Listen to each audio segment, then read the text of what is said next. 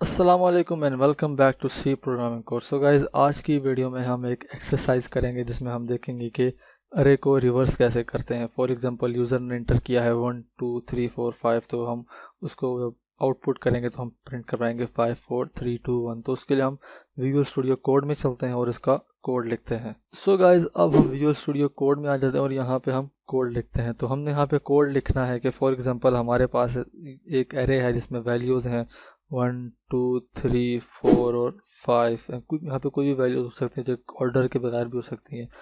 तो हमने उनको प्रिंट करवाना है रिवर्स करके 5 मतलब 5 4 3 2 1, इस तरह करके हमने उनको प्रिंट करवाना है। तो उसके लिए हम कोड लिखते हैं। तो सबसे पहले हम यहाँ पे एक एरे बना लेते हैं जिसकी हम लेंथ रखेंगे। हम यूज़र से नंबर इंटर करवाते हैं, उसमें हम इसकी लेंथ रखते हैं 5 एंड देन उसके बाद एक एरे के लिए काउंटर वेरिएबल आई के नाम से क्रिएट कर लेते हैं।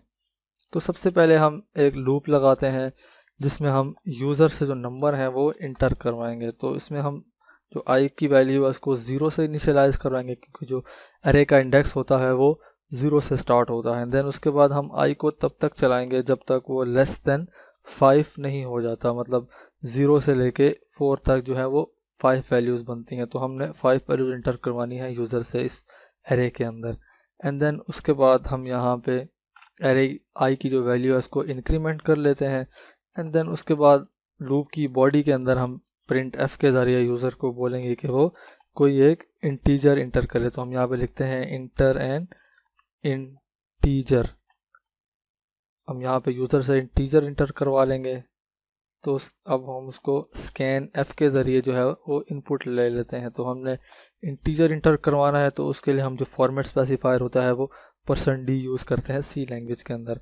एंड देन उसके बाद कॉमा एंड देन एंड का साइन मेमोरी लोकेशन के लिए। एंड देन उसके बाद एरे का नाम लिखेंगे। एंड देन जो इंडेक्स के ऊपर हमने वैल्यू इंटर करवानी है वो लूप के ज़रिए जो चल रहा होगा वो हम यहाँ पे आई की जो वैल्यू होगी वो पास करवा देंगे। तो मतलब यूज़र जो पहला नंबर इंटर करेगा वो 0 इंडेक्स पे सेव होगा, फिर दूसरा दूसरे पे, तीसरा तीसरे पे, इस तरह सो ऑन। एंड देन हम यहाँ पे सेमी कॉलन लगा लेते हैं। पहले है इसको हम मिटा लेते हैं, ऊपर जो हमने लिखा था इस तरह से हमें यहाँ पे ये रेड जो है वो शो करवा रहा है। एंड देन उसके बाद हम जो है वो एक्चुअल ऑर्डर में जो यूज़र नंबर इंटर करेगा वो प्रिंट करवाते हैं। तो उसके लिए हम यहाँ पे लिखते हैं print f and then numbers in actual order. तो हम जो एक्चुअल ऑर्डर में यूज़र नंबर इंटर करेगा हम उनको प्रिंट करवा लेंगे। तो हम यहाँ पे ये स्टेटमेंट लिख लेते हैं एंड देन उसके बाद यहाँ पे सेमी कॉलन। एंड देन उसके बाद हम फॉर लूप के ज़रिए उन नंबर्स को जो है वो प्रिंट करवाएंगे। तो हम आई को फिर से 0 से इनिशियलाइज़ करवाते हैं। एंड देन आई को हम कंडीशन लगाते हैं आई लेस दैन 5, मतलब 0 से लेके 4 तक। And then I plus plus. And then loop की बॉडी के अंदर जो हम नंबर होंगे अरे के वो हम प्रिंट करवा लेंगे। तो हम यहाँ पे लिखते हैं print f and then %d, हमने इंटीजर प्रिंट करवाने हैं। एंड देन यहाँ पे एरे एंड देन यहाँ पे हम आई की जो इंडेक्सेस होंगे वो पास करवा देंगे। जो हम इंडेक्स से जो वैल्यू पड़ी होंगी एरे के 0 इंडेक्स पे, सेकेंड इंडेक्स पे, वो वैल्यू जो है वो प्रिंट हो जाएंगी। हम यहाँ पे /n भी लगा देते हैं ताकि इसके बाद जो नंबर हो वो नेक्स्ट लाइन में जो है वो प्रिंट हो। यहाँ पे भी हम एक टैब का जो है वो स्पेस दे देते हैं ताकि हमें जो नंबर है वो सही से प्रिंट हो जाए। एंड देन उसके बाद हम यहाँ पे जो है वो नंबर जो होंगे रिवर्स ऑर्डर में वो प्रिंट करवाएंगे। तो सबसे पहले हम यहाँ पे एक स्टेटमेंट लिखते हैं यूजिंग प्रिंट एफ, जिसमें हम लिखते हैं कि numbers in reverse order and then उसके बाद यहाँ पे हम इसको /n कर लेते हैं। एंड देन फिर से इसके बाद हम एक और जो है वो लगाते हैं प्रिंट एफ वाली, ताकि जो नंबर है वो हमें नेक्स्ट लाइन में प्रिंट हो। तो हम यहाँ पे प्रिंट एफ के ज़रिए फिर से /n लगा देते हैं ताकि हमें नेक्स्ट लाइन में जो नंबर है वो प्रिंट हो। अब देन इसके बाद हम यहाँ पे लूप लगाते हैं रिवर्स नंबर्स को प्रिंट करवाने के लिए। तो इस लूप को जो चलाएंगे वो हम जो एरे का लास्ट इंडेक्स होगा, इस केस में हमारा जो लास्ट इंडेक्स होगा वो 4 होगा। तो हमने जो सबसे पहले नंबर प्रिंट करवाना है वो 4th इंडेक्स वाला प्रिंट करवाना है। एंड देन 3rd वाला and then 2nd, then 1st and then 0 number वाला।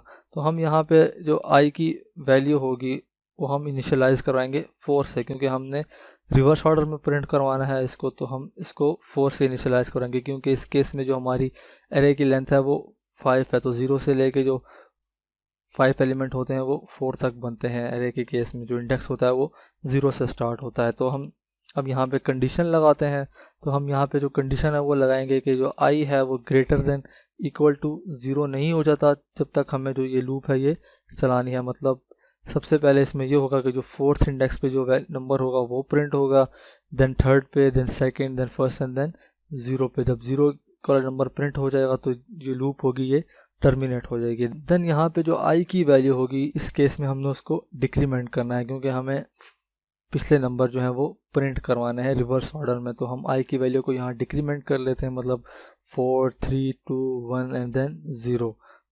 एंड देन इसके बाद हम लूप की बॉडी के अंदर जो नंबर होंगे वो प्रिंट करवा लेते हैं। तो उसके लिए हम प्रिंट f यूज़ करते हैं एंड देन हम यहाँ पे नंबर जो है वो प्रिंट करवा लेते हैं। देन हम लिखेंगे %d एंड देन एक टैब का स्पेस दे देते हैं उनके अंदर, एंड देन एरे का नाम, एंड देन जो इंडेक्सेस होंगे हम वो पास करवा देंगे एज एन i, जो काउंटर वेरिएबल है लूप का।